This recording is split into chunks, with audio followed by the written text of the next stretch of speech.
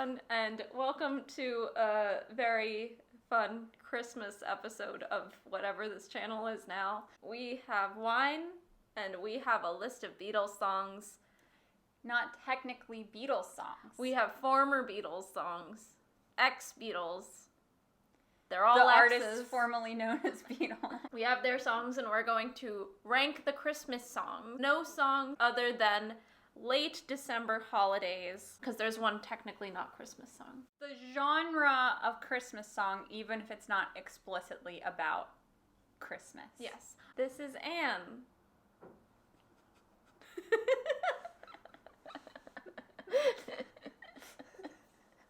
What? That's true.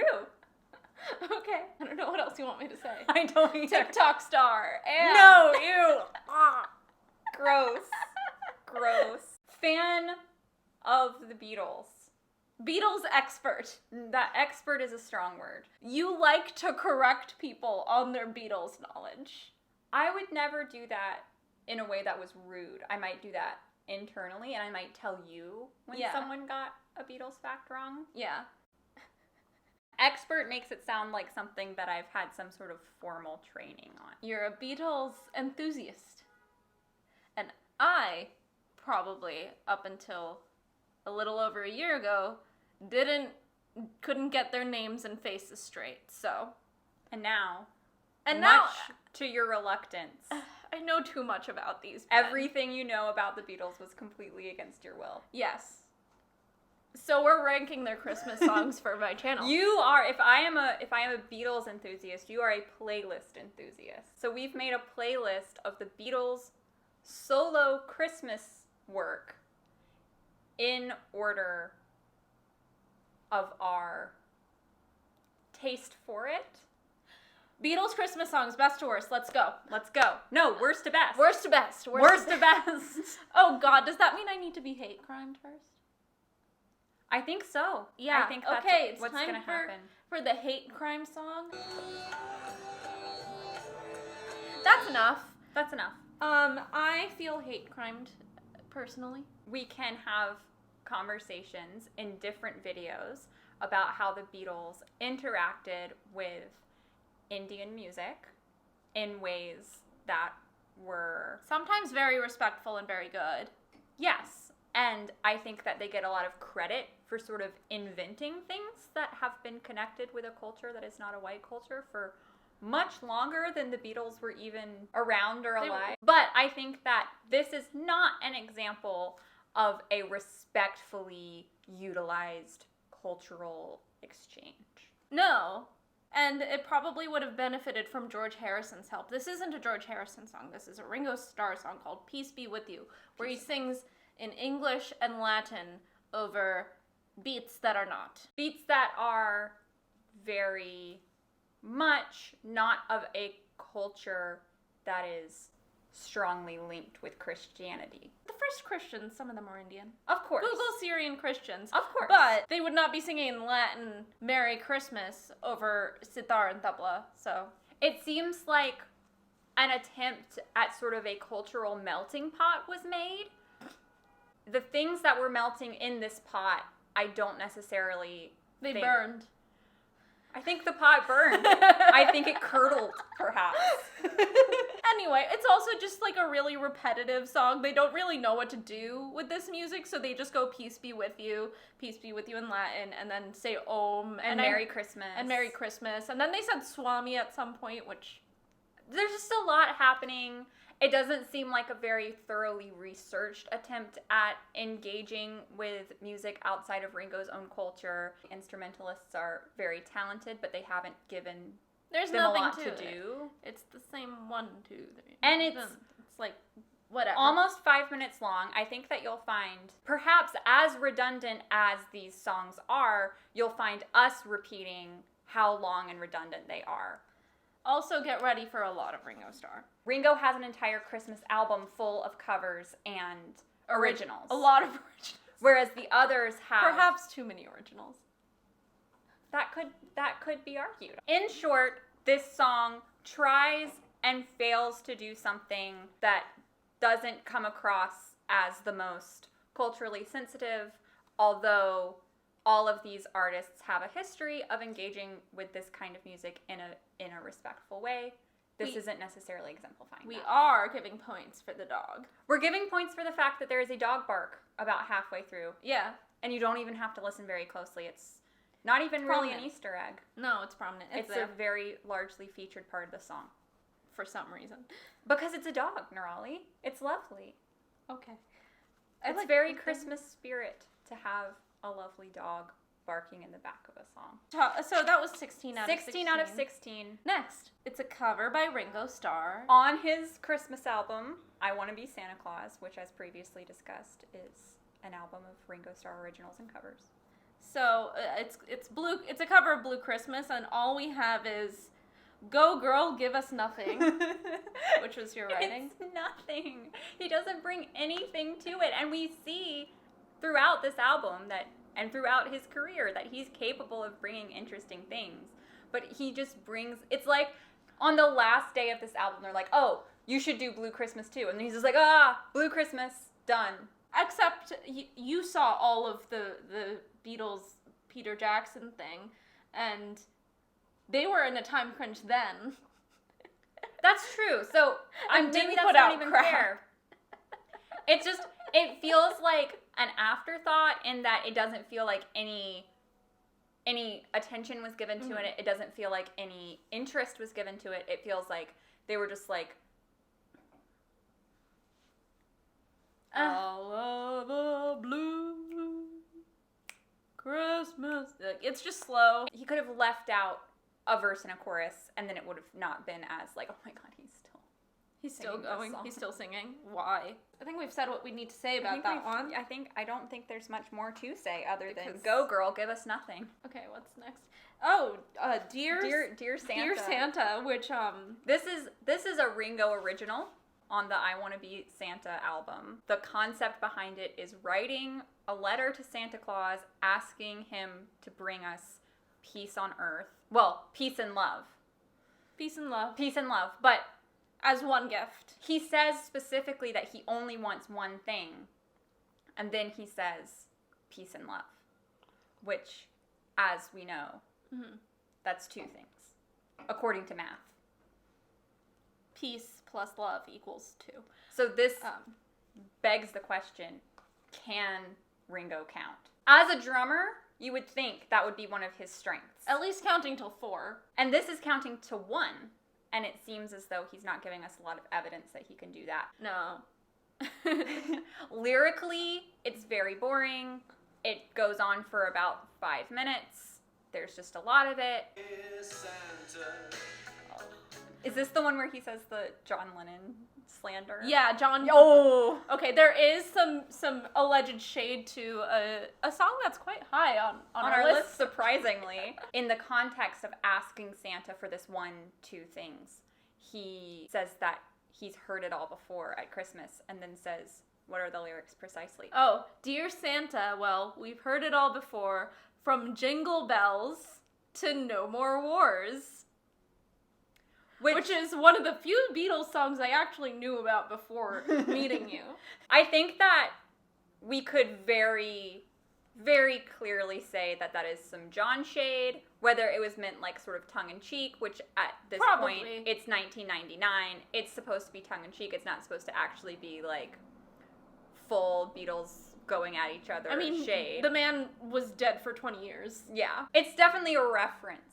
It's cheeky, it's funny. We liked aspects of this song. The sort of, it's like, it feels like a 1950s like crooner type ballad, and there's a cool saxophone if I remember correctly. Yeah, we say awesome sax, but it's really long because of the sax. It clocks in at 5 minutes and 14 seconds. There just are very few songs that can justify being longer than 5 minutes. And in the Ringo English language. Starr asking for peace and love from Santa Claus is simply not one of them. Simply. You'll be shocked where that one lands. Shocked. Shocked, I say. Keep watching till the end of the video. It's very long, which is a strike against it. It has nothing to it, really. It's too long. It's too long. Too long. Ringo. That's our main criticism of all of the songs that we're talking about today, is that they're too long. Which, as millennials, would you say our attention span is too low? No, I would say that as Beatles, these 4 people don't have anyone telling them, we don't need to listen to this much of this song. I paid attention to 10 minutes and 13 seconds of a song and loved every second of that one. Wonder what she could possibly be talking about. Just look at the rest of the music-themed videos on this channel. You'll know what I'm talking about. Long isn't an inherent criticism of a song. No. Long makes a song that isn't But good, there's not even a bad. bridge. There's not even a bridge. It's just, Dear Santa, something, something, something. Dear Santa, something. Peace and love. It's a nice message. The math is questionable. The length is questionable. Which counts as math, maybe. Perhaps. Maybe he thought it was 5 seconds long. We love Ringo Starr. I think he's the best Beatle. I genuinely love Ringo Starr. And I think that a true sign of peace and love is that you can say your Santa song is too long. The true sign of peace and love is pressing skip on this song.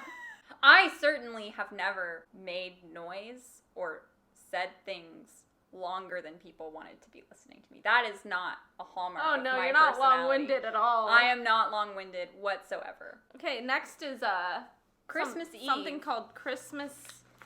In discussing this song, what we decided this song is that it feels like someone doing a parody of The Long and Winding Road, but for Christmas. Oh, and he has the lyric, "It's gone so long." It seems so long. And is the that's lyric. halfway through, and he's going, it seems so long. And we're like, yes, it does seem so long. Mm-hmm.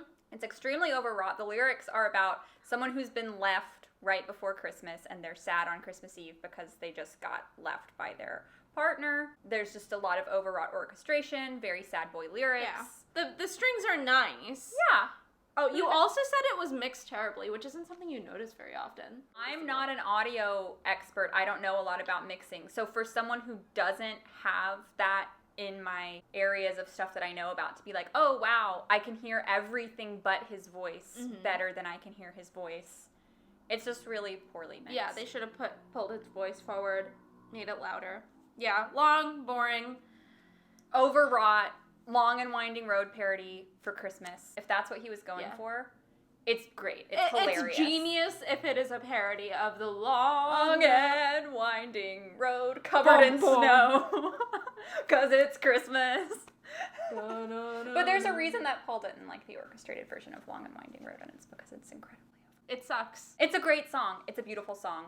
The orchestration makes me want to skip it. The level of orchestration that is happening in this song is similarly over the top. And you're not even justifying it with it being a solid song underneath the level of orchestration. No. And I say underneath because of the poor mixing.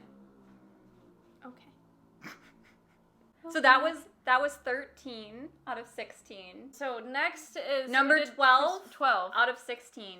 This song, as we understand it, is what is it? Wait, hang on. It's the Beatles one, like the capital B Beatles one.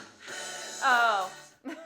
So this song, Christmas Time Is Here Again, which ranks 12 out of 16 for us, originally was a Beatles track. They released a number of Beatles Christmas songs that weren't on the official studio discography. So this is a Beatles song that Ringo is now covering in his 90s Christmas album. 99 Christmas album. Yeah, I think it ranks as high as it does just because it hits some Beatles nostalgia notes. I don't like it because I don't care about Beatles nostalgia.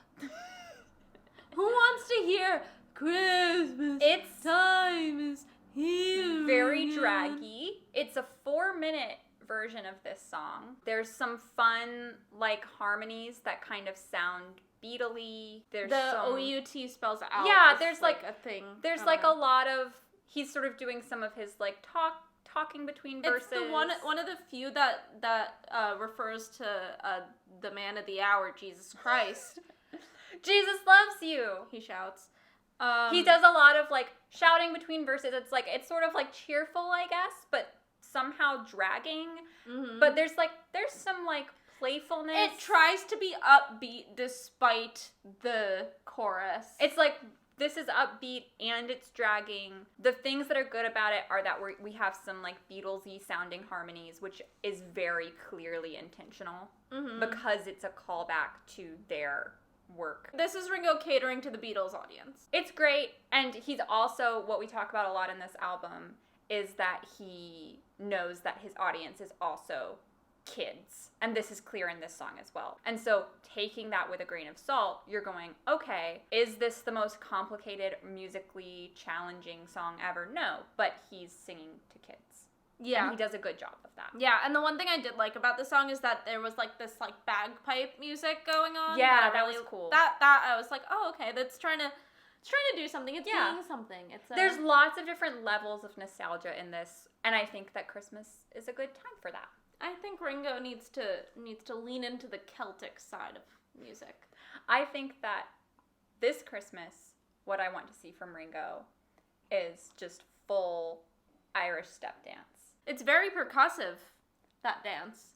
Yeah, and I think that it would prove that octogenarians can Irish step dance just as well as the next person. I don't think the 12-year-old schoolgirls who are Irish dancing would agree with that, though. He's going to prove them wrong. Those kids are very competitive. I knew some of them growing up. It's true, I did. I'm sure you did. So, I think we've said everything that there possibly is to say about the 4-minute long track, Christmas Time is Here Again. It starts off so strong with that drum roll of the and then you're looking forward to something and then it just dies. Number 11 out of 16 is the titular track of Ringo's Christmas album. The titular? I Want to Be Santa Claus. And the thesis of this track... What's the thesis of this is track? that Ringo Starr wants to be Santa Claus. Wow. It's an I want song.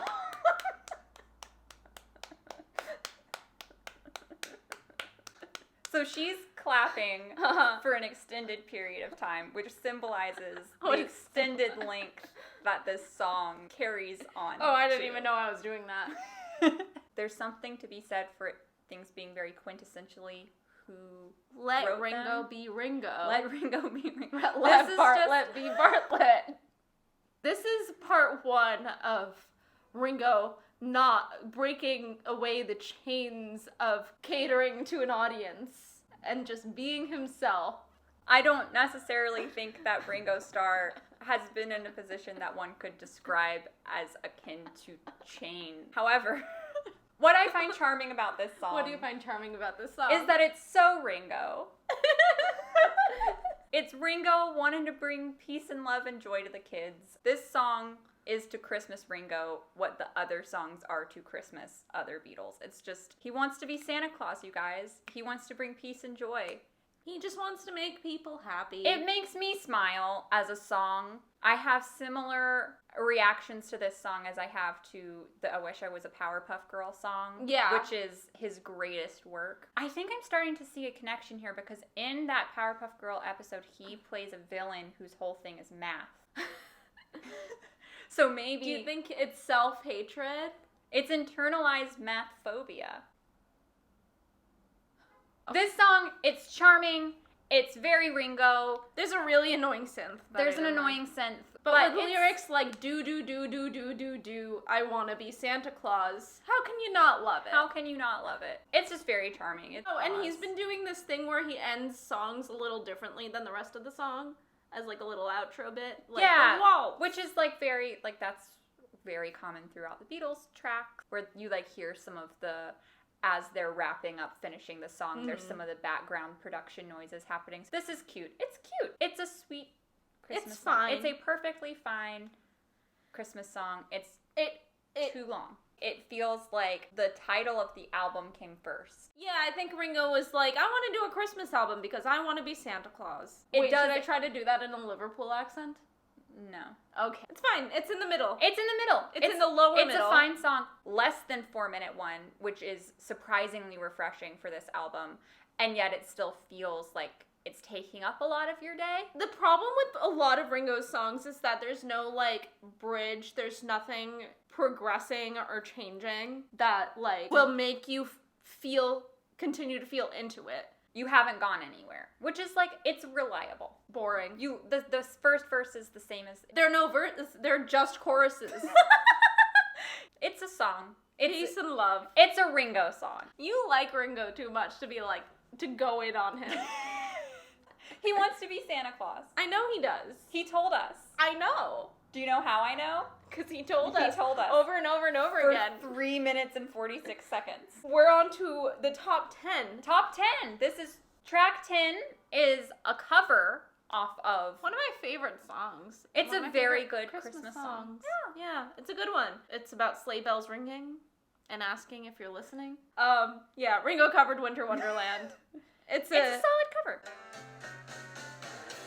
Fun. It's doing something different than a typical cover of Winter Wonderland. There's cowbell. I don't know. I think it needs more cowbell. It's just top 10 because it's just a solid cover. It clocks in at under 3 minutes, which is a huge relief.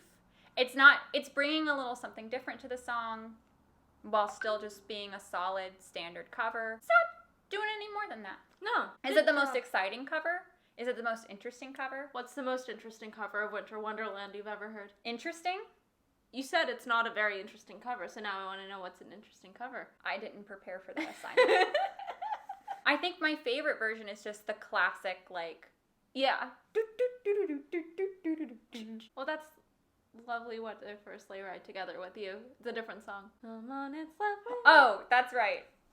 So the best version of Winter Wonderland is Sleigh Ride. Yeah, it's a solid cover of a good song. I'm not offended, which I've been offended by a lot of the others. My sensibilities were offended by how long some of these songs were. And I was culturally hate crimed.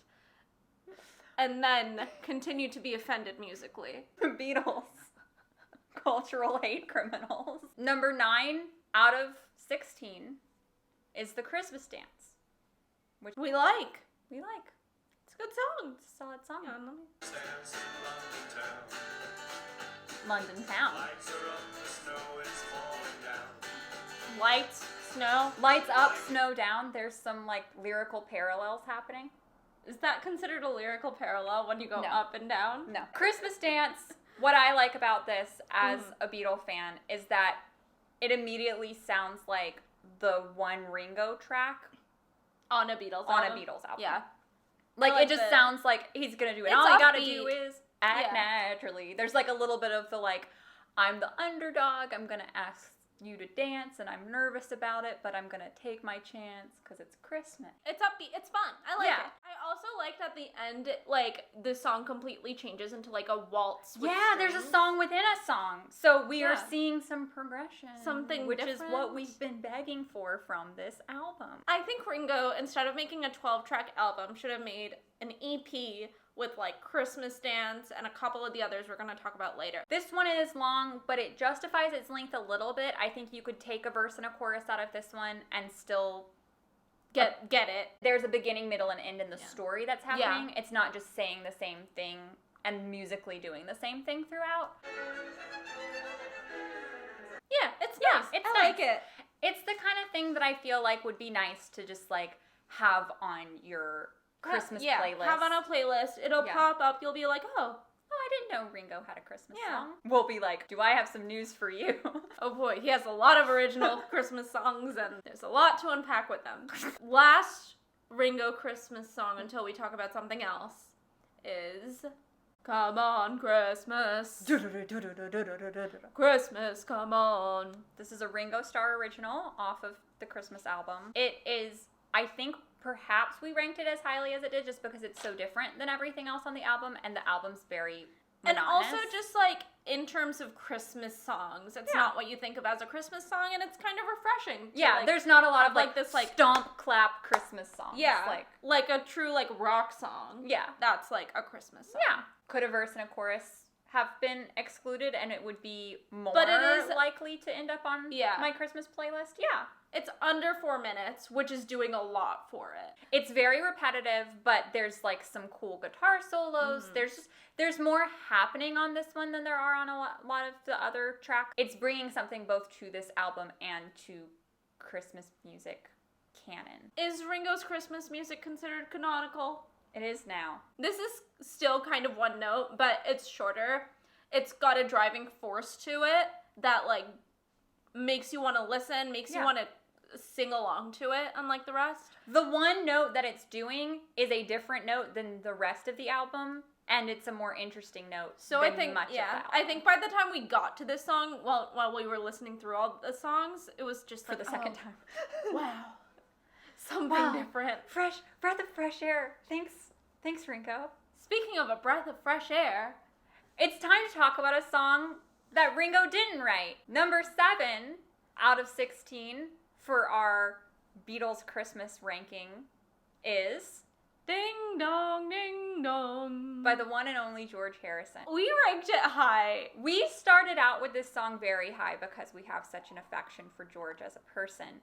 But the more we listened to this song, the more we realized that it's quite bad. It's the only one that's not actually explicitly a Christmas song. It's a New Year's song because by the time George Harrison was recording it, he was not really... He wasn't a Christian. Into Christianity. It feels very much like somebody said, George, do a Christmas song. And he went, I'm not going to do that, but here's what I'll do instead. It feels pretty phoned in. It feels like he was doing it at gunpoint.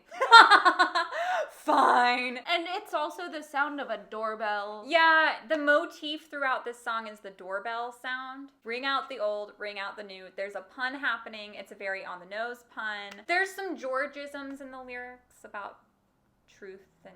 There are 2 lines. There's ring out the old, ring out the new. And ring out the truth.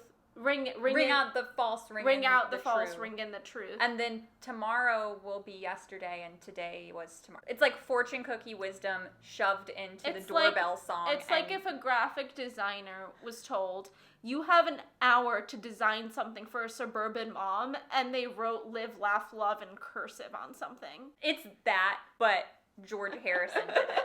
So I think the only reason that it's as high on the list as it is just that it's George. There's a little bit of funkiness in the guitar. It's not one of my favorite George vocal performances because how deeply he doesn't care about this project is just the one thing you're thinking about while you're listening to this. Yeah. Which is kind of funny that we're like trashing this George song. Like it's ranking higher on the list than a Ringo song. We were like, yeah, this is pretty good. The fact that it's George is doing the heavy lifting for this song. It's elevating the song. Yeah. Part of that has to do with the fact that most of what we've been listening to are essentially the same Ringo songs over and over again, which all sort of run together. And then you have this one song. It's a-religious. That fills a gap, I guess, in Christmas music, is that it's not a religious song. I mean, it's not a Christmas song. It's not a Christmas song. How many New Year's songs? It's a holiday. It's a wintertime holiday song. I mean, I think it's pretty explicitly a New Year's song with the bring out the old. Yeah. It's almost 4 minutes long, which is just like 4 minutes nearly of ding dong, ding dong. It's a little like... Like, if you're drunk at a New Year's party and it comes on, I'm sure everyone would be like, sings oh, along. It's George Harrison. Would everyone know this song enough to I feel like after 2 seconds you'll know the whole song. It's which is like the point of some of these songs. Yeah, it's just like it's point. getting you clapping along with a Christmas song in the background at a party. It's the kind of Who thing wants where to I'm party like, to that? if this is all you're bringing to the table, don't bother coming to the party. It's like he brought baby carrots, like dried out baby carrots, but they're not even moist. But I like baby and they're not even crisp. They're like dry baby carrots with like the ranch dressing. And you know it's like one of the greatest chefs in the world. And he brings dried out baby carrots and like a bottle of ranch dressing that you have to like scrape the ranch out of to dip the baby carrots in. And he's like, Happy New Year. And then he sits in a corner like, oh, I don't even want to be here. But it's number 7 on the list. Maybe this should be lower on the list. I think it might be lower on the list. I like the instrumentation. The instrumentation is catchy. Like, I mean, it's hard to have George Harrison and not have, like, a catchy guitar part. Number 6 on this list is Ringo Starr's cover of Rudolph the Red-Nosed Reindeer, which is just very charming. it's delightful. It's delightful. It's just another one of those where it's like he's singing for the kids. It's a solid cover. He ends it by saying Ringo the Red-Nosed Reindeer. So it's like there's a little bit of that, like, oh, I'm Ringo. Playful. And you like the harmonies. The harmonies are nice. It's just like, James.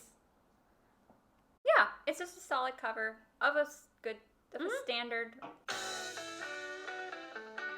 Yeah, like it's a proper rock and roll song. Yeah. It's like, So he's it's something. bringing, It's a different cover, which I think we appreciate someone covering something differently. doing it in a style that's very much his, like old school rock and roll. And he's bringing that to Rudolph the Red-Nosed Reindeer, which is arguably more fun than just like a burr, burr, burr, burr, burr, you know. But yeah, it's fun. It's a great cover. He knows his audience. That's like one of those that I wouldn't mind putting on a playlist either, because Exactly. it's just fun. It's a little different. My playlists get very repetitive because, like, I don't know, I love the song White Christmas, so I have like 3 versions of White Christmas on there, but they're all so similar that I'm like sick of it by the end of the playlist. Right. So it's like, let's put a different version of a classic. Bringing a great genre to a classic Christmas song. It's directed at the people who like this Christmas song the best, which are kids. Yeah. And there's some tongue-in-cheekness, and it's a solid cover. But now comes our number 5 song. Number 5 out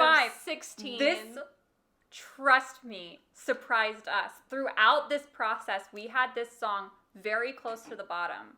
And then the more we listened to it, the more, I can't believe I'm saying these words out loud, the more it grew on us. It really did. I heard this song so much while trying to hand sell books to small children and grannies. It's definitely grating if you have to listen to it a lot. The moon is high. The spirit's up. So basically, when we were listening to it on my computer, it wasn't on full volume because we like our eardrums. And the highest harmonies didn't come through, and those were the most annoying parts.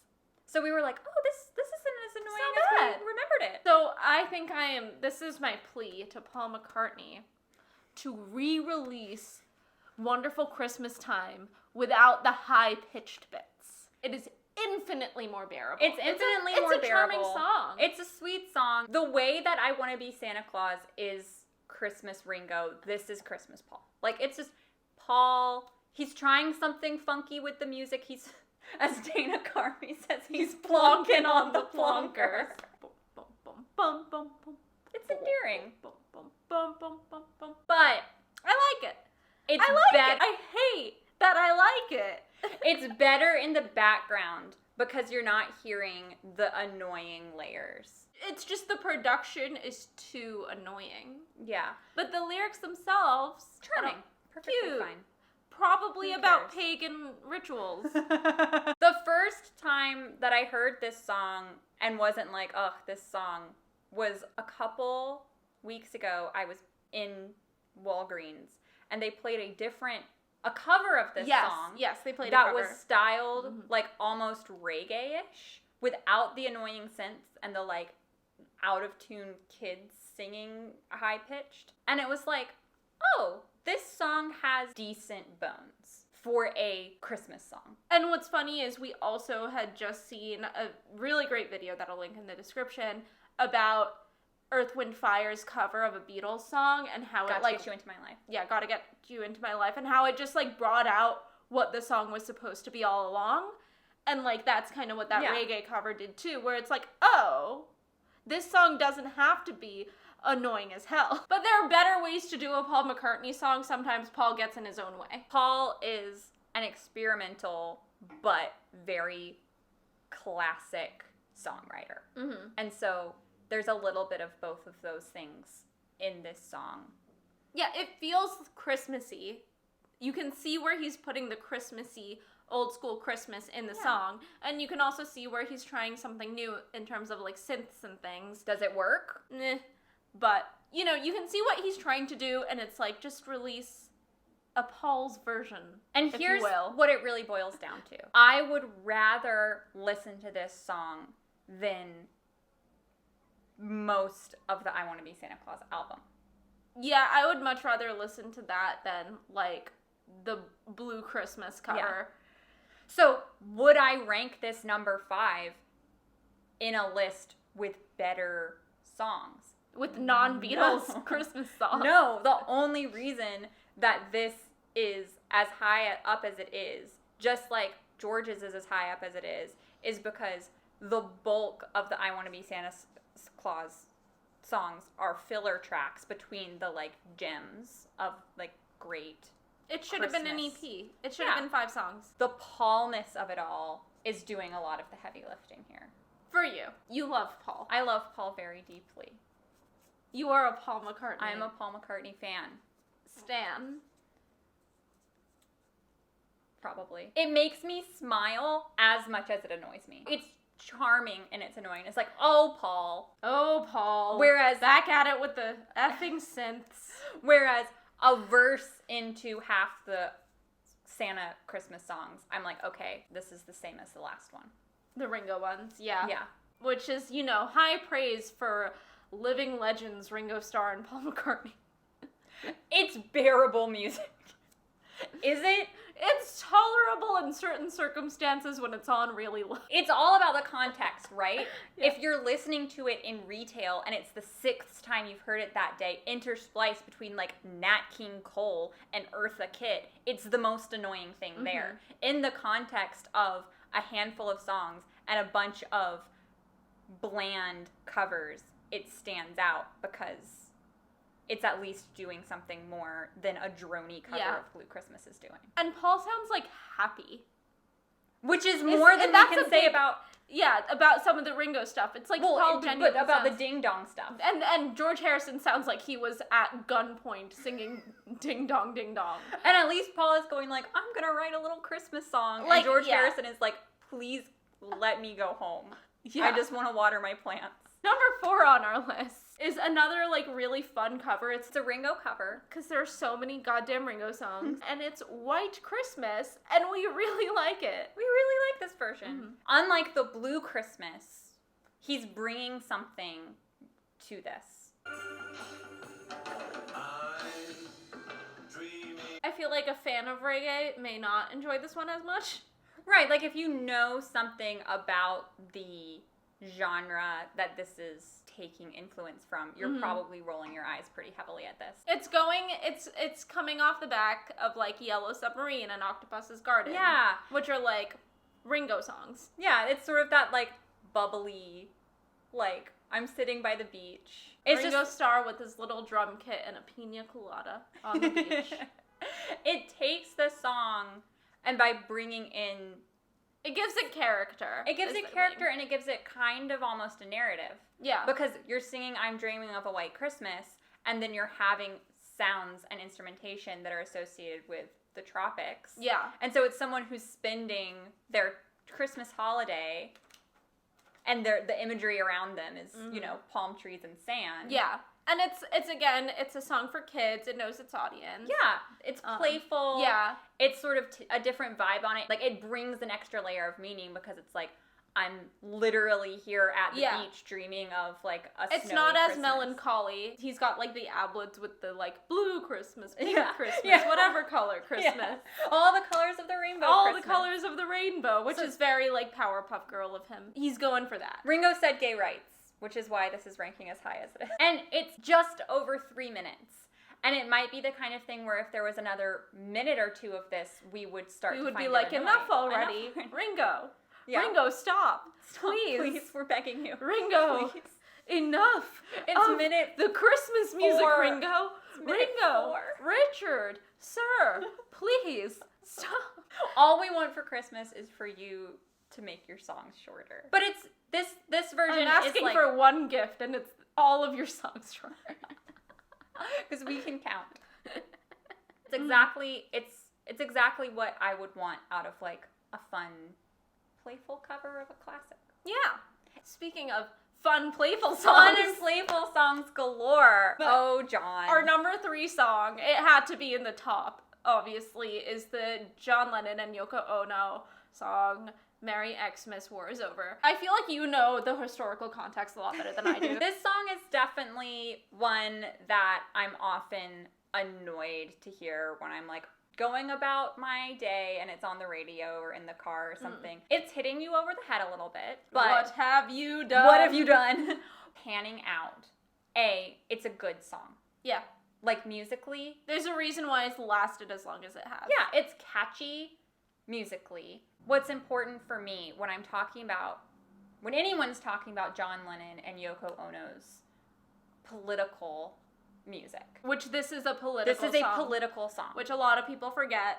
They're just like, why is there such a downer on this playlist? Yeah. It's like, because it was protesting the Vietnam War. Exactly. It's not necessarily directed at a rando going about their day. It was in the context of an era of their music where they were directing their music at people in positions of power, at people in positions of privilege, and at the people who were doing nothing in the face of you could be speaking up to the people in power and positions of privilege. You could be stopping the war. Yeah. And so this happened along with a big campaign that they had around this time where they were buying out pages in newspapers and magazines and huge billboards and stuff, which said the war is over in like newspaper font. Mm-hmm. And the whole point was to elicit the emotion and oh my gosh, the Vietnam War is actually over. And then there's the tiny subheading which says if you want it. And so it's basically trying to make you see how badly and how much you want the war to be over and how it is policy choices that are being made. It's inaction. It's people putting it out of sight, out of mind. It sounds familiar. Sounds familiar. To how our generation grew up. Yeah. And so, fun times. And it's the kind of thing where it's like I understand people's annoyance with sort of being, I don't want to use this word, but preached to. It's the most Jesus song there is, yeah. Considering how not religious John Lennon was. I think that it's doing a disservice to the whole entire point of why we're celebrating a person who called upon people to hold people with wealth accountable. Mm-hmm. For it to be like, oh, I don't want to be brought down. I don't want to think about that at Christmas. I think a big issue that we both have now is that John Lennon gets so decontextualized and so, like, apoliticized when everything he did was a political statement at this point. And it predates Yoko, but was ramped up when he was spending time with this incredible artist who used her voice to make abolitionist political statements. Yes. And so I think that that's the thing that people roll their eyes out both at this song and Imagine, is that it's like, oh, it's not saying anything, it's not doing anything, it's, can we all hold hands? And it's like, no, these were songs that were vocalizing work that they were doing, whether or not it was all perfect, which I would never say that it is, ever. But, like, what was it, their sit-ins? Yeah. There's a lot of performance happening, but the performance... But they're artists. They're artists, so it would be weird for them to not use performance as a form of activism. Yeah. And it's being coupled with putting their money where their mouth is. Imagine is an abolitionist mindset. Yeah. And this is going hand in hand with that, of not being like, oh, people are dying, but there's nothing I can do about it. It's going, actually... There is something we can do about it.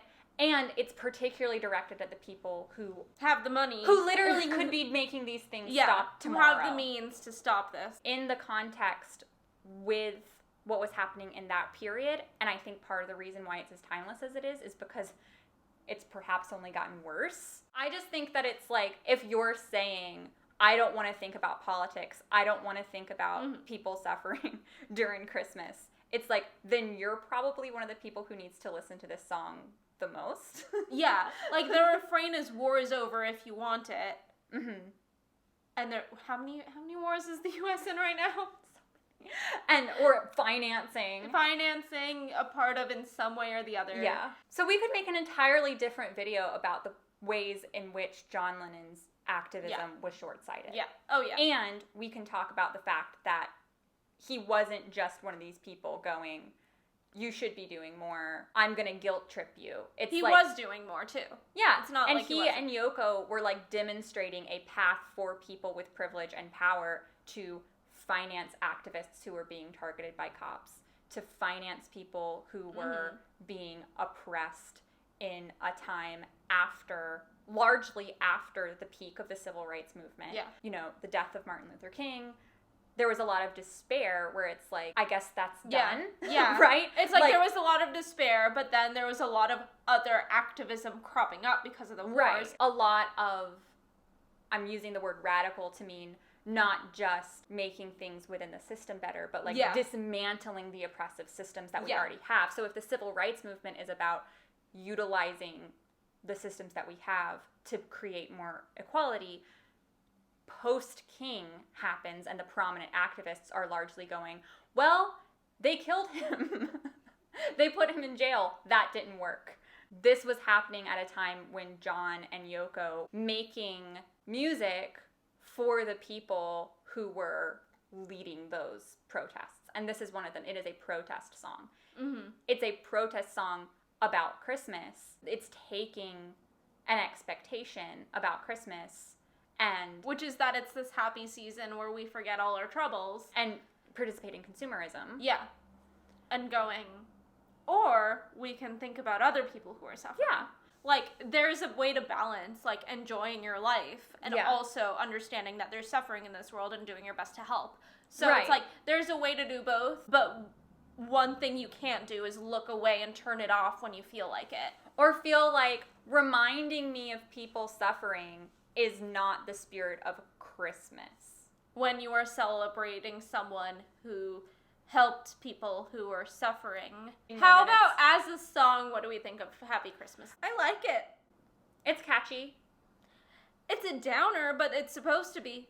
It's doing the job of being a Christmas protest song. And I like the children's chorus thing going on in it. Yeah. Which I don't always like. But it works in this. It works in this better than it works in Simply Having a Wonderful Christmas Time, I would argue. Were those actual children in Wonderful Christmas Time? Or were those synth children? Either way, it works better. The song is catchy. It's making people think, and it's shocking people in a way. You can talk about the fact that it was doing what it was supposed to be doing without acting like John Lennon is the reason for the season, or that John Lennon is the greatest, most important political activist of all time. He was an entertainer who was trying. Yeah. Which is more than you can say for some other people. He was coming at it from a perspective that I think is still considered pretty radical today. I mean, how many pop stars today are doing anything remotely close to what John and Yoko were doing then? How many pop stars today are actively talking about abolition? Very few. Like, there's a reason that he was on the CIA watch list. Yeah. It's an important song. I'm glad it exists. Yeah. Is it something that I put on my Christmas playlist when I'm decorating my tree? No. But that doesn't mean it shouldn't be listened to during the season. And it's a better song, like, musically, objectively, than Ding Dong Ding Dong. Yeah. Yeah, I mean, I think a lot of it is that you hear when an artist cares. Yeah, there's been effort and work put into this, and there's a message, and it's an important message. I think that there's lots of whitewashing John Lennon, and I think there's a lot of inflating John Lennon. Yeah. And so I don't think that you have to do either to be like, this is a good protest song. This is a good protest song. Also, read, like, Angela Davis. Yeah. Which he has a song about. This Christmas, read Angela Davis. This is Christmas, what have you done? Read Angela Davis. And then another one of her books, of which there are many, and they're all very good. That should have been the song. Yeah. We fixed it, John. We fixed it, John. We fixed it, John. What? He looked down. Well, he said, imagine there's no heaven, so, I mean, I'm assuming. Okay, so for number two. Number two on the list, the second best Beatles solo Christmas work is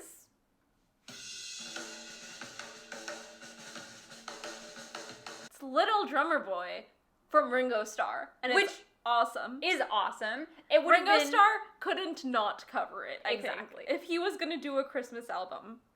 The Little, drummer. the short king drummer. Is he a short king? He's shorter than the rest of the Beatles. People think of him as short. Okay. He's taller than we are, probably. Okay. Anyway, Little Drummer Boy by Ringo Starr. His cover of this song. I don't want to use this lightly, but it slaps. It's a good song. It's fun. a really fun cover. It modernizes it without like, oh, I'm trying too hard to like modernize a classic. You know, like he's just doing Ringo. He's getting to show off he's his doing drumming. I'm one of the best drummers of all time. Yeah. Look at it. Whereas Yeah. the rest of it, he's going, let me do the most basic drum Yeah. patterns in the world to these songs so that they drone on and on and on. Yeah. And nothing happens. Nothing happens. And it's like, oh, this is Ringo at his highest potential. Yeah. This is great. Yeah. It's like, it's very fun. much like the rest of the album is Ringo going, I know my limits vocally, so I'm going to play it safe. And this is, but actually I have a lot to offer. And it's like, I just wish he put the amount of effort he put in this and everything else he did. And isn't that such a great, because the whole song is about a drummer who only has his drums to offer. I didn't even do that on purpose. If the rest of the album had been like drum centered, it could have been, there probably would have been more from that album in the top 10. Yeah. Because drumming is his strength. Yeah, if it had been drum forward, if he had more fun musically, like this takes Little Drummer Boy, which is a boring Christmas song, Let's face it. and makes it fun. I can't think of a cover of this song that I like better than this. Now that we've sat down and listened to this whole album, if I were to put together, like, what are some Christmas classics, what are some Christmas standards, and what are the covers of the versions of these that I like the best, I would probably go to Ringo's Little Drummer Boy. Yeah. It's really fun. It comes in. It starts with just the drums. Yeah. And you just like know what's And coming. there's bagpipes too, but Yeah. they're not like obnoxious bagpipes, which again, sometimes can be I think used. Ringo needs to lean into the tasteful bagpipe in his music. Yeah. Everyone loves a tasteful bagpipe. I think that what you should do next is do a defense of Mull of Kintyre. I don't think I've heard that song. Good. I would describe the bagpipes in Mull of Kintyre as untasteful bagpipes, whereas this is a very tasteful bagpipe. One could argue that no bagpipe is distasteful. I think that you need to hear the song first before you say that. Unexpected loud bagpipes can sometimes take a track down a little bit, but it's done in a way that it adds to it instead of being like, oh, now I have a loud thing in my ear. Should we talk about our last song? All right. Our number one song. What's our number one song? What is our number one song? On the definitive, taking no notes, Beatles Christmas ranking. Chestnuts roasting on Our number one song is Paul McCartney's version of the Christmas song, parentheses, chestnuts roasting on an open fire, close parentheses. This, to me, is the one that is just the most listenable to. But it's actually good too. It's really good. First of all, you can't beat the Christmas song in terms of Just Christmas classic. songs. It's literally called the Christmas song for a reason. I call it chestnuts. Chestnuts roasting on an open fire. Yeah, it's just, Paul does like this like really beautiful jazzy version of it that feels just like very much like an old school Christmas song. Yeah. Like he is thinking like Bing Crosby or someone when he's making this. Yeah. It comes from his Kisses on the Bottom era, which is when he did an album of almost entirely covers of like old school jazz and golden oldies, like the music that he heard his parents listening to. And that was in like 2012. So he was older at this point, and In it's his, like, what, 70s? yeah. Yeah. It was like, I think that Kisses on the Bottom is the best, like, granddad Paul era.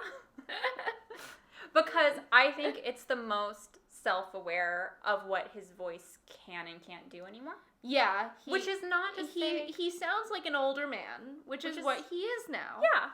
And it's not to say that I don't think that he should be doing rock and roll stuff that he's doing now. It's all great. It's Paul. Like, how can you complain? But this is what you listen to and you're going...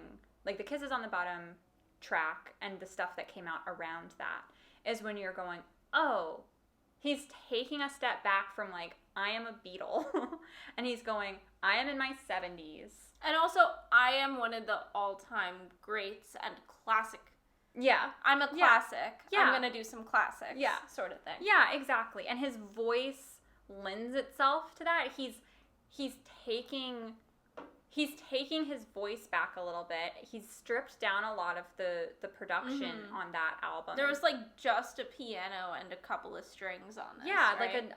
like a guitar. Yeah. A classic guitar. And it's stripped back, but it's not super simple. Like, there's a lot of intricate stuff that happens with the guitar throughout the Kisses on the Bottom album.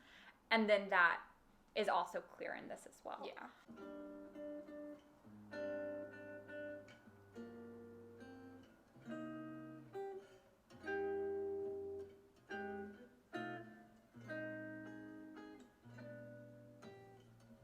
Chestnuts roasting on an open fire. Jack Frost. I will say that it does feel different than, like, the original Chestnuts roasting. Yeah. Like, it does bring something different to it, despite it, like, very much living within a classic Christmas song. Exactly. It's like he's bringing Paul-ness to it. So you're not going, I wish it was Nat King Cole, because he's not just copying Nat King Cole. Yeah. I mean, you can't beat Nat King Cole's version. No. And it's doing something where you're not just going, I'd rather skip this and just listen to Nat. Yeah. It's really sweet. It's just it's a lovely, smooth. It's just a lovely Christmas song. It's like a hug. It's a warm cup of tea. Yeah, it's exactly what you want out of, like, a cozy Christmas song. Yeah. And I think a lot of if these you're, like, relaxing for the evening with a glass of wine, you're just, like, listening to this song. And it's, like, that's what it feels like. Yeah, I think a lot of the other songs on this list are just sort of... They're party songs. There's upbeat stuff, and then even the slower stuff, it's not cozy. It's not warm. No. And this one is warm.